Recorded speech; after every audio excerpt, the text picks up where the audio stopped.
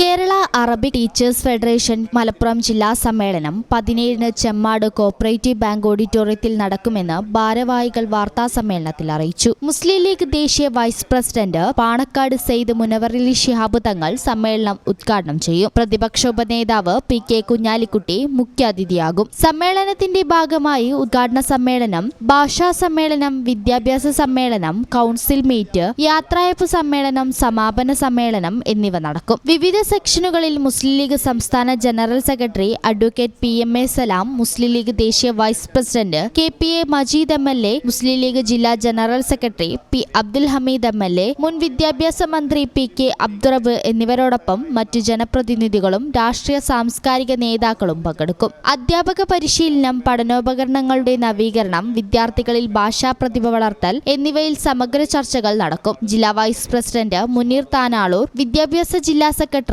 Mujeeb Chullippara, president Mustafa master Kozhichena, Mujahid Panakkal, Abdul Wahid Morayur, MP Sharafuddeen Hasan എന്നിവർ വാർത്താ സമ്മേളനത്തിൽ പങ്കെടുത്തു. ഈ ചാനൽ ന്യൂസ് മലപ്പുറം. ഞങ്ങളെപ്പറ്റി നിങ്ങൾക്കല്ലേ കൂടുതൽ അറിയുന്നത്? പരിശുദ്ധിയുടെ സുവർണ പാരമ്പര്യം. Hayath golden diamonds, Valanchery.